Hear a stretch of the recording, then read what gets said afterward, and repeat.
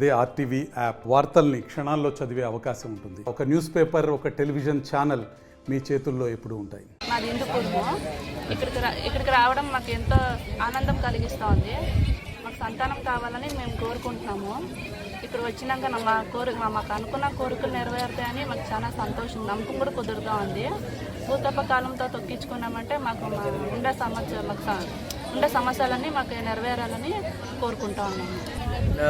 నాకే సంవత్సరం వస్తా ఉన్నాను. ఇది పురాతన కాలం నుంచి ఎల్లిండే దేవుడు నరసింహస్వామి. ఈ భూతాలు స్పర్శ తగిలితే ప్రతి ఆరోగ్యం బాగుంటుంది, మనిషిలో ఉన్న చెడు వెళ్ళిపోతుంది. నేను ముందుకి బానిస ఏంటి అది సంవత్సరం నుంచి ఏంది లేదు. దానికోసం నేను ఆ దేవుంతా నమ్మినాను.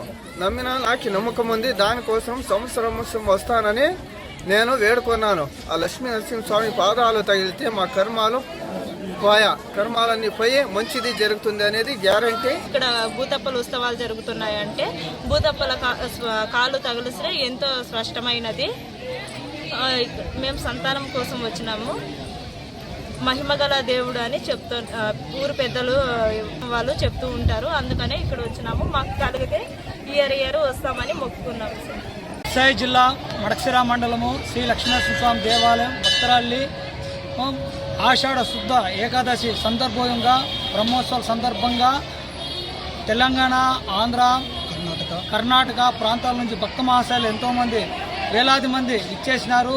స్వామివారి ఈరోజు భూతప్పుల ఉత్సవము బాగా ప్రత్యేకంగా ప్రభుత్వం వారు, కమిటీ వారు అందరూ నిర్వహించినారు.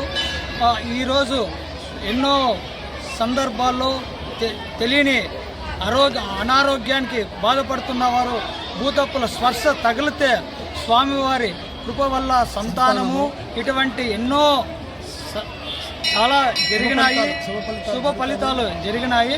అందువల్ల ఈరోజు ఈ శుభ సందర్భంలో బ్రహ్మోత్సవాలు జరగడమైంది. ఆషాఢ